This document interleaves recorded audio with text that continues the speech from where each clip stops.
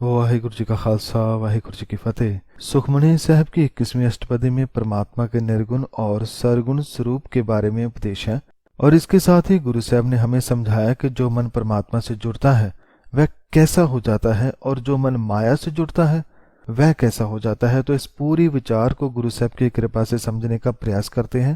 पर सबसे पहले इस अष्टपदी का श्लोक पढ़ते हैं। श्लोक। सरगुण निर्गुण निरंकार सुन्न समाधि आप आपन किया नानका आपे ही फिर जाप। परमात्मा।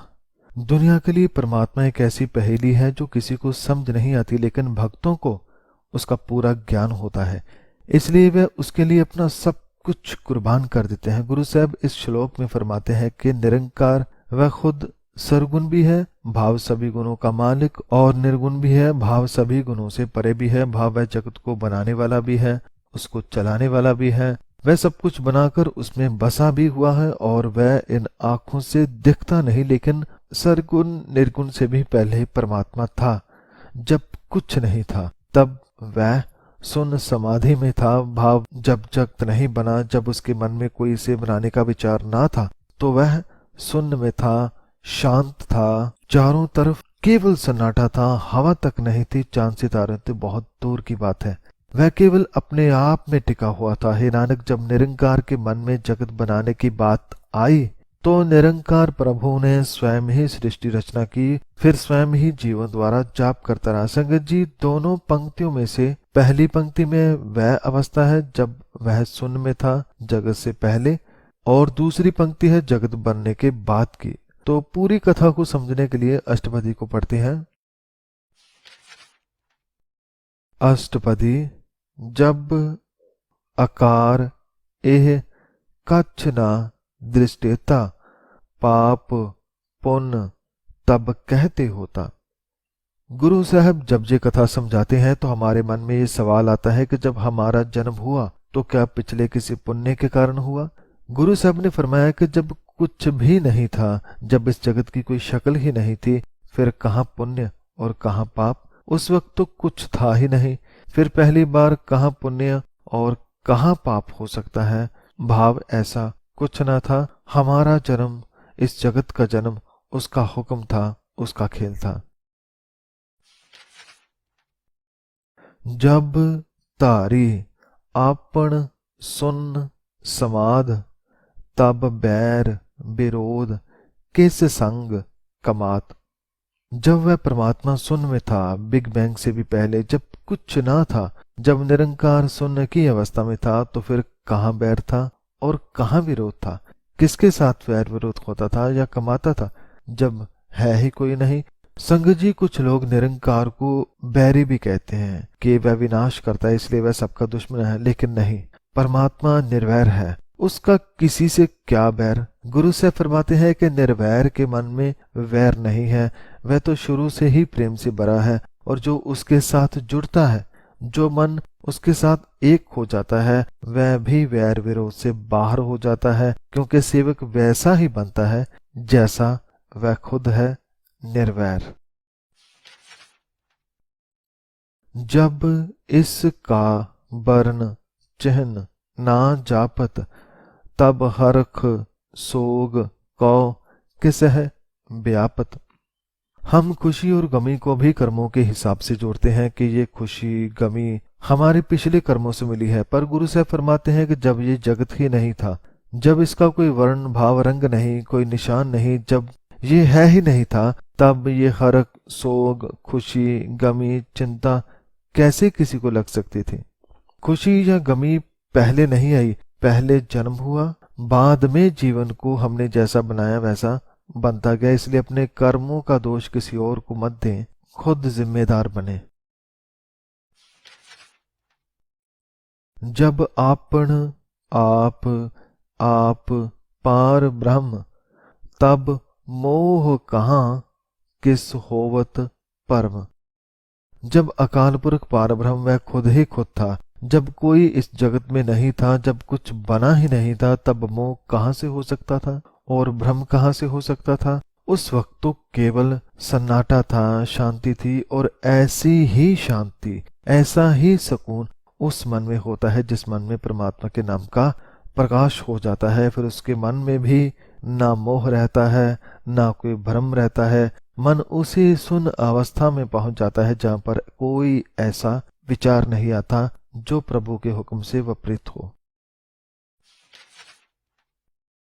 आपन खेल आप वरतीजा, नानक करण हार ना दूजा।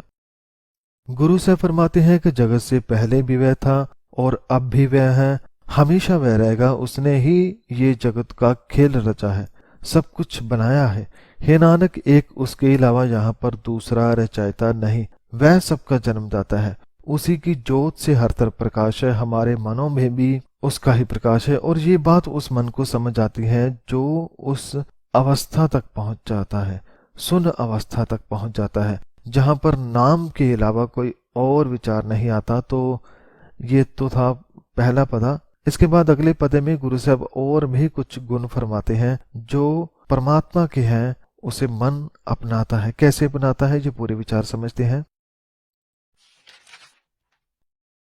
जब होवत प्रभ केवल तने, तब बंद मुक्त कौ किसको गने। जो मन सुन अवस्था तक पहुंचा है, जो सदा परमात्मा के जाप से जुड़ा है, जिसका जीवन ही रब का उपदेश है, वह जान जाता है कि एक वही सारे जगत का दाता है, वही सबसे बड़ा धनी है। और जब जगत का स्वामी केवल वही धनी है, जब हर तरफ केवल वही एक है, तब बताओ किसे बंधन युक्त गिना जाए और किसे बंधन मुक्त।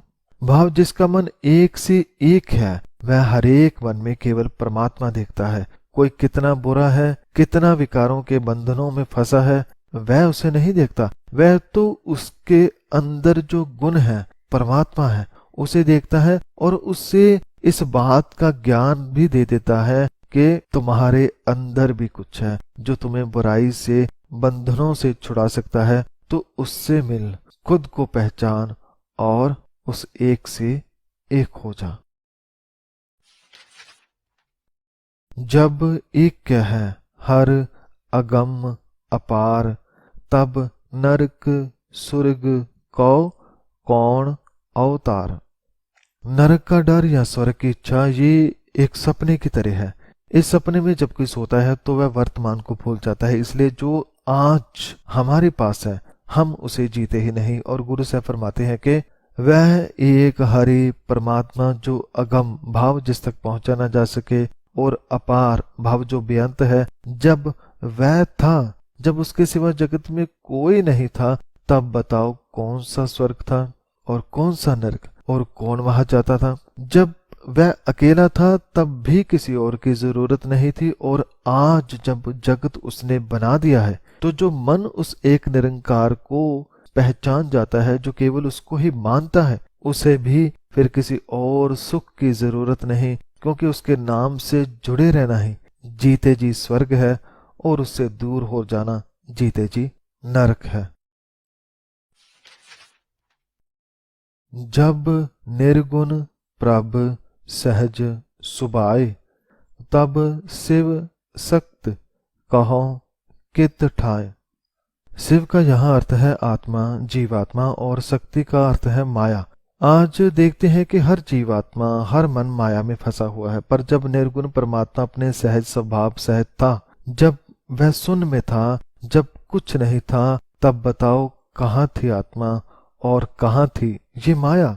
किस स्थान पर वह शिव शक्ति थी संगत जी। जब जगत बनाया तब इन दोनों को भी जगत में स्थान मिला, हमें भी और माया को भी, भाव विकारों को। पर माया को चाहे लाख बुरा कहा जाए, वह आज भी परमात्मा के हुक्म में है, वह अपना काम कर रही है। और हम क्या, हम अपना काम कर रहे हैं? हम तो उसके हुक्म से भटक गए हैं। पर जो मन परमात्मा से मिल जाए, उस पर माया भाव विकार हावी नहीं होते। जब आप हैं आप अपनी जोत तरह, तब कवन निडर कवन कत डर। परमात्मा का एक और गुण है निर्भय। और ये गुण हम में भी तब आता है जब हम गुरबानी द्वारा भगवान के नाम से जुड़ते हैं, तब ये गुण अपने आप अंदर आता है। फिर हम ना किसी से डरते हैं और ना किसी को डराते हैं। गुरु साहब फरमाते हैं कि जब प्रभु वह अपनी ज्योति लगाए बैठा था, जब वह सुन्न समाधि में था, तब कौन निडर था और कौन किससे डरता था। जब एक परमात्मा के सिवा था ही कुछ नहीं, तो फिर डर किसका। तो अब भी जो मन एक निरंकार को ही सब कुछ जानता है, उसके मन में भी कोई डर नहीं होता। और मन डरे भी तो किससे, जब उसने सबसे ऊंचे के साथ मन लगाया है, फिर किस बात का डर। ना फिर वह डरता है और ना किसी को फिर वह डराता है। आपन चलत आप करणे हार, नानक ठाकुर अगम अपार। संगत जी, निरंकार ने ये जगत बनाकर इसमें तरह तरह के रंग भरे हैं, यहाँ तक कि माया और विकार भी। ये सारा चलित भाव खेल तमाशा वह खुद ही करने वाला है, वही सब कुछ बनाने और चलाने वाला है। इस खेल को समझने वाला जीवन की बाजी जीत जाता है, और जो इस खेल में ही उलझ जाए वह जीवन की बाजी हार जाता है। नानक, परमात्मा अगम्य एवं अपार है, उसका अंत नहीं जाना जा सकता। उसके इस खेल को पूरा समझ पाना कठिन है। तो संगत जी, ये था दूसरा पदा। अगले पदे में गुरु साहब इसी अवस्था को आगे बढ़ा रहे हैं। संगत जी, हम कोशिश कर रहे हैं कि परमात्मा और मन दोनों को साथ साथ में समझते जाएं, ताकि एक तो हम उस अवस्था को समझ सके जब परमात्मा जगत बनाने से पहले था, दूसरा जो मन इस अवस्था तक पहुंचता है वह कैसा बन जाता है, उसके बारे में विचार है। तो गुरु साहब फरमाते हैं कि अविनाशी सुख आपन आसन, तह जन्म मरण कौ कहाँ विनाशन।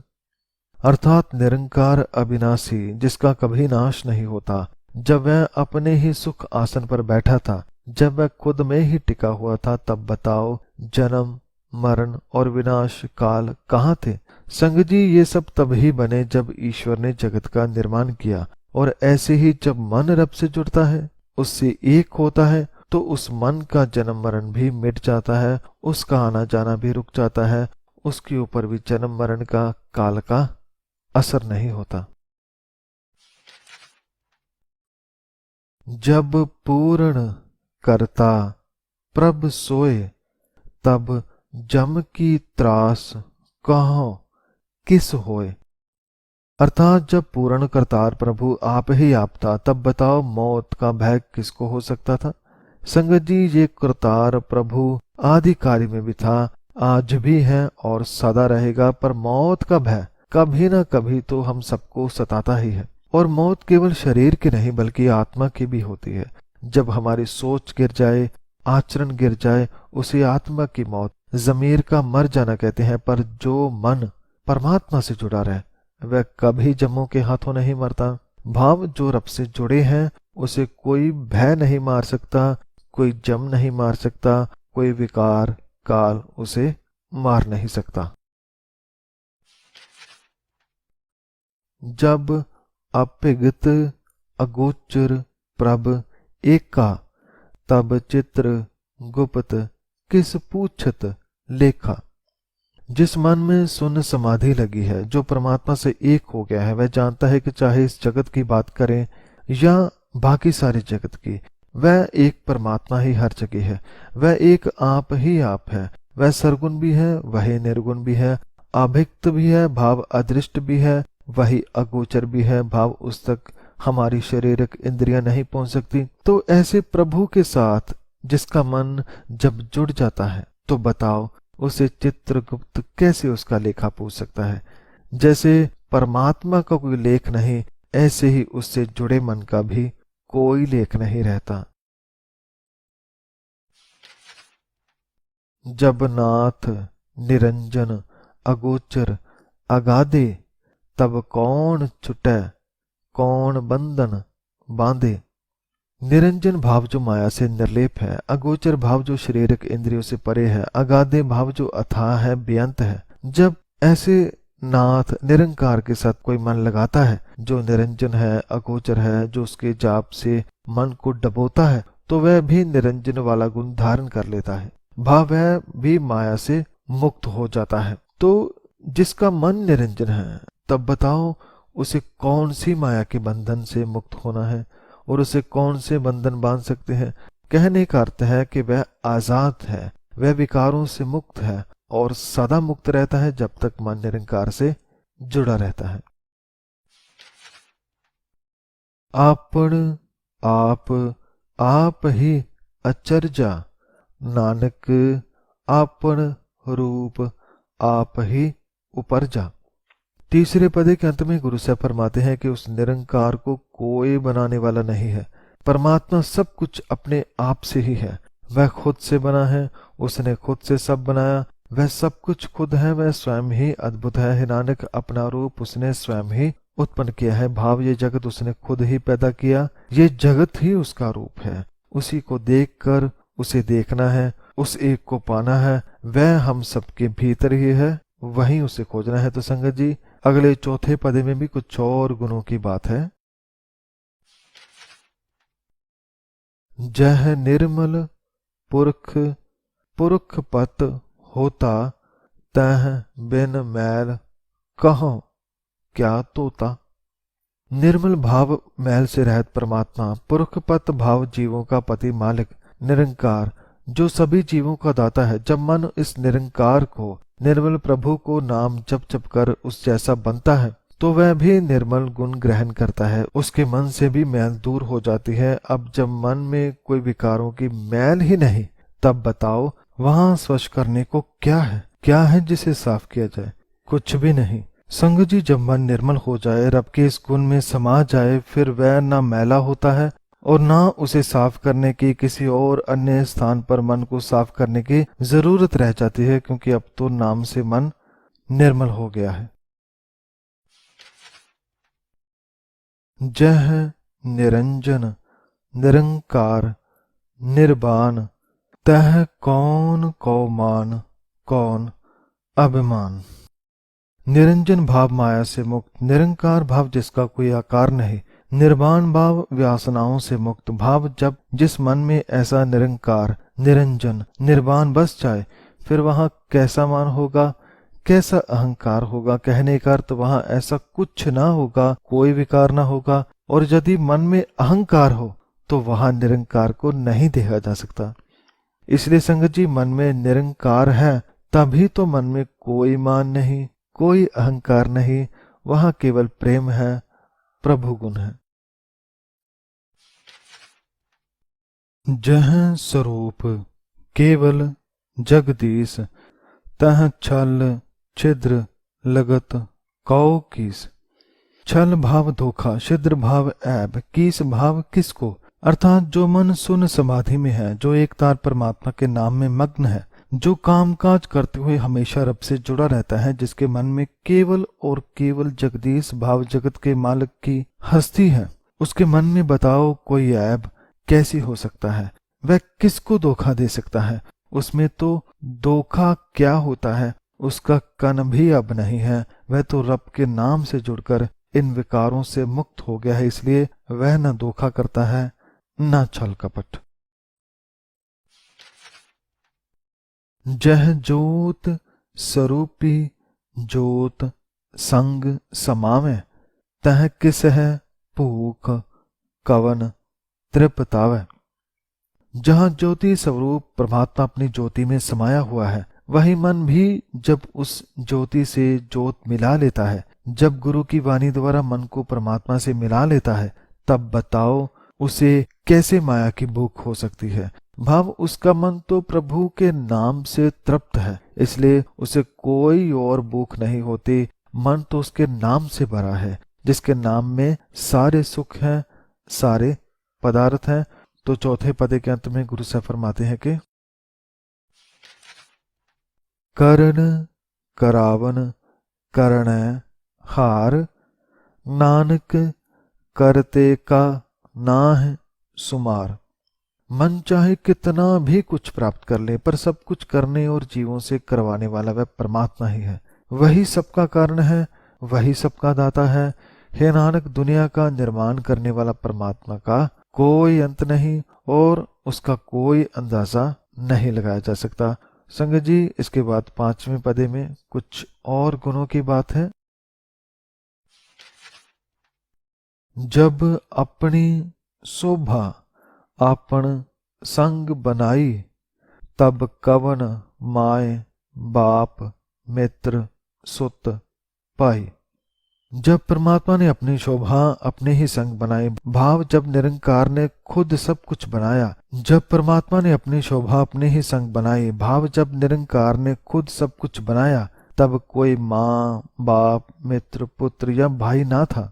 संगत जी, कुछ लोग सोचते हैं या मानते हैं या सवाल करते हैं, जिसने सबको बनाया उसका माँ बाप भाई बहन कौन है। गुरु साहब फरमाते हैं कि उसे किसी ने नहीं बनाया, बल्कि उसने सबको बनाया है। उसका कोई माँ बाप नहीं, बल्कि वह सबका माँ भी है, बाप भी है, भाई भी, मित्र भी।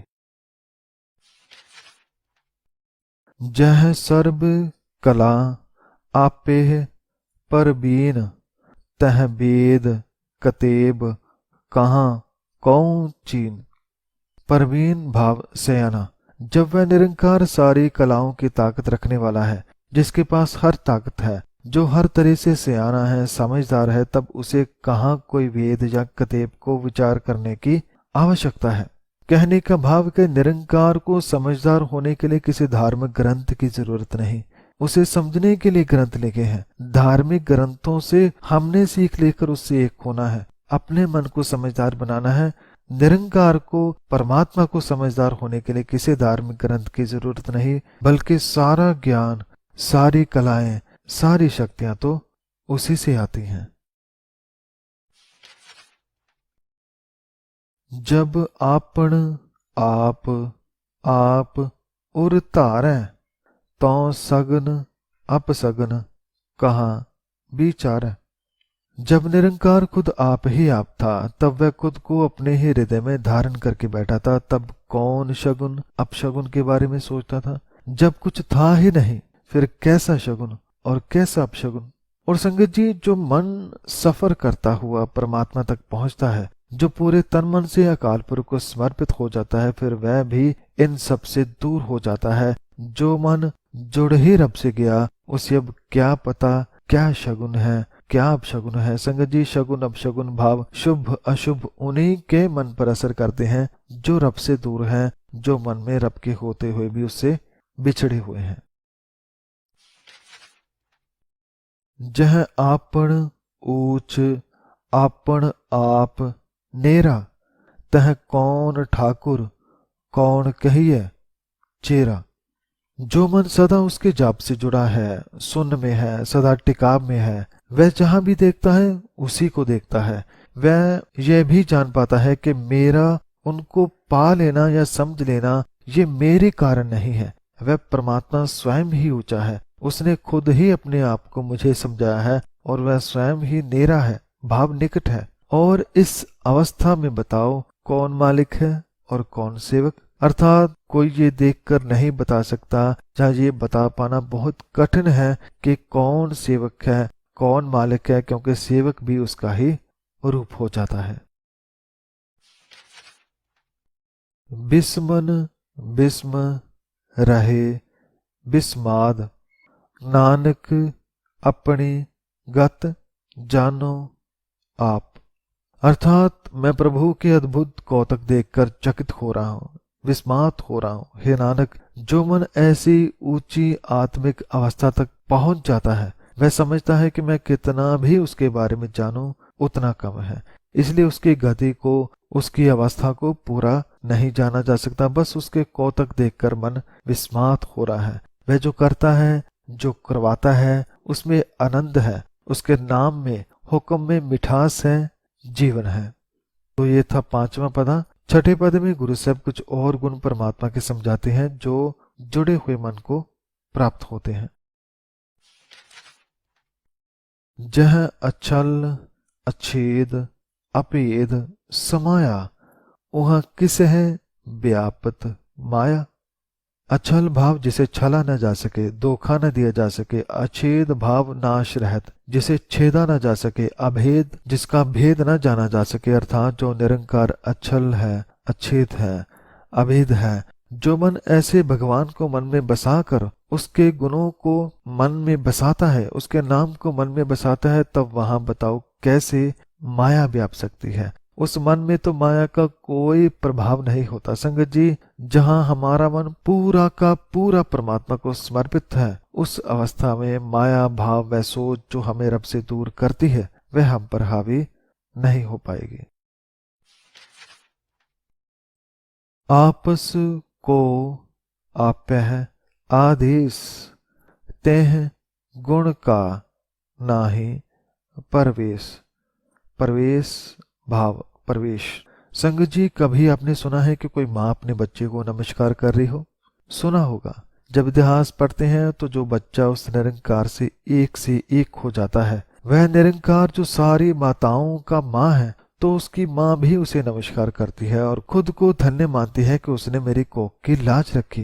पर बच्चा भक्त होकर भी माँ से नमस्कार नहीं करवाता, बल्कि उसका आशीर्वाद लेता है। तो ऐसे ही जो सेवक परमात्मा से जुड़ा है, वह जब उसे नमस्कार करता है तो वह नमस्कार खुद को ही नमस्कार होती है। ऐसे एक रूप हुए मन पर माया के 3 गुणों का कोई असर नहीं होता। वह तो इनसे भी ऊपर जा चुका होता है। जहां पर बूंद खुद को सागर में समा चुकी होती है, जहां पर वह उसका हिस्सा हो चुकी होती है, जहां पर यह बताना मुश्किल है कि वह बूंद कहाँ है। जह एक कह एक एक भगवंता, तह कौन अचिंत किस लागे चिंता। जहां जिस मन में केवल और केवल एक निरंकार भगवंत खुद व आप ही आप है, वह कौन बेफिक्र था और किसे चिंता लगती थी। भाव की उस मन में न चिंता है और ना ही वह अचिंत है। वह तो दोनों से ऊपर उठ चुका था, क्योंकि सबकी चिंता करने वाला भगवंत मन उससे एक हो चुका है। इसलिए अब मन में कोई चिंता नहीं, केवल चिंतन है, प्रार्थना है। जह आपन आप आप पतियारा, तह कौन कथा कौन सुनन हारा। जहां परमात्मा अपने आप से स्वयं संतुष्ट है, भाव जो मन रब से जुड़ा है, वह फिर परमात्मा के इस गुण को भी अपनाता है। पतियार था, भाव संतुष्ट था, वह पूरी तरह से संतुष्ट हो जाता है। तब मन यह भी देखता है कि सभी उसका ही रूप है। जो बोलता है वह भी वही है, जो सुनता है वह भी वही है, उसके सिवा यहाँ दूसरा कोई नहीं। और ये सब देखकर मन पतियार रहा है, मन पतीज रहा है, मन संतुष्ट हो रहा है। बहु बेअंत ऊंच ते ऊंचा, नानक आपस को आपह पहुंचा। हे नानक, वह निरंकार बहुत बेअंत है, सर्वोच्च है, सबसे महान है और केवल वही अपने आप तक पहुंचता है। संगत जी, ये कितना प्यारा उपदेश है कि वही अपने आप तक पहुंचता है, दूसरा और कोई नहीं। भाव जब मन उसका रूप हो गया, तभी उस तक पहुंचा जा सकता है। जब तक मन खुद को कोई दूसरा समझता है, तब तक उस तक नहीं पहुंचा जा सकता। तो इस पदे के बाद 7वें पदे में गुरु साहब ने अब उस मन की बात की है जो परमात्मा को अंदर खोजने की बजाय बाहर खोजता है। जह आप रच्यो परपंच आकार, तेह गुण मह कीनो विस्तार। गुरु साहब फरमाते हैं कि जब परमात्मा ने इस जगत को बनाया तो उसने एक प्रपंच भाव एक खेल रच दिया। वह क्या? वह ये कि माया को भी जगत में भेज दिया और माया ने 3 गुणों रजो तमो सतो का विस्तार कर दिया। ये एक ऐसा खेल है जिसमें मन बहुत जल्दी फंस जाता है। कभी सतोगुणी होकर भले काम करता है, कभी तमोगुणी होकर विकार करता है और ऐसे जगत में फंसा रहता है। कभी शगुन अपशगुन में फंसता है, कभी स्वर्ग नरक में, पर वह उस अवस्था तक नहीं पहुंच पाता जो पहले बताएगी, जिस अवस्था में मन पर माया का या किसी और चीज का असर नहीं होता। पाप पुण्य तह भई कहावत, कौ नरक कौ स्वर्ग बंछावत। जो माया के 3 गुणों में फंसता है वह कहने लगा कि ये कर्म करना पाप है, ये कर्म करना पुण्य है। तब ये वह भी कहने लगा कि ऐसे ऐसे जीव नरक जाएंगे और ऐसे कर्म करने वाले स्वर्ग। ऐसे माया के कारण लोग स्वर्ग की अभिलाषा करने लगे, पर उस अवस्था तक ना पहुंच सके जहां पर ना स्वर्ग है ना नरक। वहां पर केवल और केवल परमात्मा है और उससे जुड़कर मन माया से भी दूर होता है और पाप पुण्य स्वर्ग नरक से भी दूर होता है। संगत जी, जब तक हमारा मन माया में है हम इन्हीं को मानेंगे। किसको? पाप पुण्य स्वर्ग नरक शगुन अपशगुन। पर जो परमात्मा को मानेगा वह इन सब से ऊपर उठ जाएगा। आल जाल माया जंजाल, हौमै मोह परम पै पार। आल जाल भाव संसारिक बंधन। संगत जी, जो मन माया में फंसा है वह परमात्मा को भी मानता है, ऐसा नहीं वह उसे नहीं मानता। सतोगुणी उसे ही कहते हैं जो रब को मानता है, जो हर भले कार्य करता है। पर इस गुण के कारण वह पुण्य में फंसेगा, कहेगा ये सही है ये गलत है, ऐसा करना शुभ है ऐसा अशुभ है। और जिस पर माया बहुत भारी हो जाए वह तो यहां तक कह देता है कि हमारा धर्म सही है दूसरा गलत है।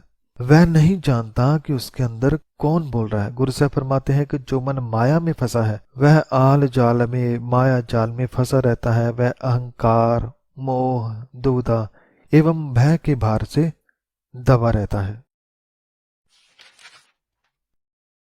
दुख सुख मान अपमान अनेक प्रकार कियों बख्यान। इसके बाद वह दुख सुख में भी फंस जाता है, मान सम्मान में फंसता है। ऐसे अनेकों प्रकार के व्याख्यान चल पड़ते हैं। भाव वह 2 में बढ़ जाता है, जिसे दुविधा कहते हैं। एक से प्रेम करता है और दूसरे से नफरत। पर जो निरंकार से जुड़ा है, जो पूरी तरह से एक हो गया है, वह दुख सुख से ऊपर हो जाता है। वह मान सम्मान से ऊपर होता है। उसे दुख मिले या सुख, मान मिले या सम्मान, दोनों बराबर हैं। यही परमात्मा का हुक्म है। हमें इन सब में से कैसे शांत रहकर सहज में रहकर चलना है, ये विधि मन को समझानी है, ये सारा खेल जानना है।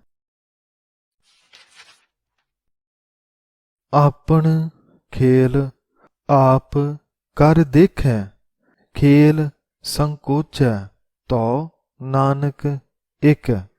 जो मन माया से जुड़ा है वह कहेगा ये काम सही है ये गलत है, पर निरंकार से जुड़ा मन कहेगा ये सब उसका खेल है, हम केवल उसके सेवक हैं। अपनी लीला अपने खेल प्रभु स्वयं ही रचता और देखता है। हे नानक, जब परमात्मा अपनी लीला को समेट लेता है तो केवल वही रह जाता है। इस जगत को बनाता भी वही है, विस्तार भी वही करता है और इसे समेट भी वह खुद ही लेता है। और हमें भी खुद को समेटकर उस एक से एक होना है, तभी हमारा जीवन सफल होगा। तो संगत जी, अगले 8वें पद में गुरु साहब फरमाते हैं कि जो मन निरंकार से एक हो गया है उस मन में और परमात्मा में कोई अंतर नहीं। जह अभिगत भगत तह आप, जह पसरे पासार संत प्रताप। अर्थात जहां पर अनंत अभिक्त परमात्मा है वही उसका भक्त है, जहां पर भक्त है वही परमात्मा स्वयं है। भाव वे दोनों एक ही हैं, जहां एक है वही दूसरा, दोनों अब अलग नहीं है। जहां कहीं वह रचना का प्रसार करता है वह उसके संत के प्रताप के लिए है। भाव जब तक ऐसे मन है तब तक इस जगत का प्रसार चलता रहेगा, इसका प्रसार होता रहेगा। ये प्रसार गुरु के लिए है, संतों के लिए है। दोहों पाख का आपह तने, उनकी शोभा उन्हों बने। दोहों पाख भाव दोनों पक्षों का। 2 पक्ष क्या है? एक वह मन जो संत रूप है और दूसरा है माया रूप। इन दोनों का मालिक वह परमात्मा खुद ही है। संगत जी, हम सोचते हैं कि विकार रब ने नहीं बनाए, विकार भाव माया बनाई तो परमात्मा ने है, ये खेल उसका है। पर जैसे परमात्मा हर जगह है, ऐसे ही उसकी माया भी है। लेकिन ये हमारी सोच के ऊपर निर्भर है कि हम किसे अपनाते हैं, माया को या माया के मालिक को। गुरु से फरमाते हैं कि दोनों का धनी भाव मालिक वह एक ही है, और वह निरंकार की शोभा केवल उसी को ही शोभा देती है, वही ये सारे खेल करता है। आप है कौतक करे अनद चोज, आप है रस भोगन निर्जोग। उससे जुड़ा मन ही सारे खेल को बहुत साफ साफ देख पाता है। हमारे लिए तो ये जगत एक जाल के जैसा है, पर निरंकार से जुड़े मन के लिए ये जगत उसका दरबार है, जहां पर जैसा कोई कुछ करता है वैसा ही मन पाता है। और मन देखता है कि निरंकार खुद ही सब खेल खेल रहा है और अनेकों तरह के रंग तमाशे वह खुद ही कर रहा है। वह देखता है कि वह स्वयं ही आनंद भोगता है, और लेकिन फिर भी उन सब से निर्लिप्त रहता है। भाव वही सब कुछ है, हर किसी में है, हर रस में भी है, हर रस के बाहर भी है, हर एक के अंदर भी है और सभी के बाहर भी है। जिस भावें तिस आपन नाए लावें, जिस भावें तिस खेल खिलावें। इस खेल को समझने का तो बहुत मन प्रयास करते हैं, पर जो उसके मन को भा जाता है, जो उसे पसंद आ जाता है, उसे वह अपने नाम से जोड़ लेता है। ऐसे मन को जिसकी अवस्था ऊंची हो जाए, वह वहां से देखता है कि जिसे वह चाहे, जिसे परमात्मा चाहे, अपने साथ मिला लेता है, और जिसे वह चाहे उसी खेल में लगाए रखता है। संगत जी, हमारे लिए कभी कभी किसी का हार जाना, किसी का दूर हो जाना बुरा लगता है, पर वही किसी दूसरे के लिए प्रेरणा भी होती है। ये खेल उसका है जिसे हमें समझना है। ये खेल उसका हुक्म यदि मन समझ जाए तो फिर वह कभी जीवन में निराश नहीं होता, वह बड़े उत्साह से जीवन जीता है। तो आखिर में गुरु साहब फरमाते हैं कि बेसुमार अथा अगणित अतुल्य, ज्यों बुलावो त्यों नानक दास बोले। गुरु से फरमाते हैं कि हे बेसुमार भाव बेअंत प्रभु, हे अथा, हे अगणित, हे अडोल निरंकार जी, तेरा दास तो वैसे ही बोलता है जैसे आप बुलाते हो। भाव जो अष्टपदी में फरमाया, ये सब आपने ही बुलवाया, आपने ही समझाया, जैसा बुलाया वैसे बोला है, और वैसा ही बोलना मन को भाता है। तो संगत जी, ये थी 21वीं अष्टपदी, जिसमें निरंकार के अलग अलग रूप बताए गए। फिर जो सबसे जरूरी है कि मन परमात्मा को किस रूप में देखता है और कैसे उससे जुड़ता है, ये सारे विचार समझाई। और गुरु साहब ने ये भी समझाया कि एक मन वह है जो निरंकार से जुड़ता है, और एक वह है जो निरंकार की बनाई माया से जुड़ता है। जो परमात्मा से जुड़ा है वह 3 गुणों से ऊपर उठ जाता है, और जो माया से जुड़ता है वह इन्हीं गुणों में जीवन बिता देता है। तो संगत जी, इसके बाद अगली अष्टपदी के विचार गुरु साहब की कृपा से आने वाली कथा में समझने का प्रयास करेंगे। अंत में श्री गुरु ग्रंथ साहब जी का बार बार धन्यवाद, जो उन्होंने हमें इतने प्यारे उपदेश दिए, इतना सारा गुणों का खजाना देकर मन को आनंद दिया। और संगत जी, आप सभी का भी इस कथा को सुनने के लिए धन्यवाद। कथा दौरान हुई सभी गलतियों की मैं क्षमा चाहता हूँ। वाहिगुरु जी का खालसा, वाहिगुरु जी की फतेह।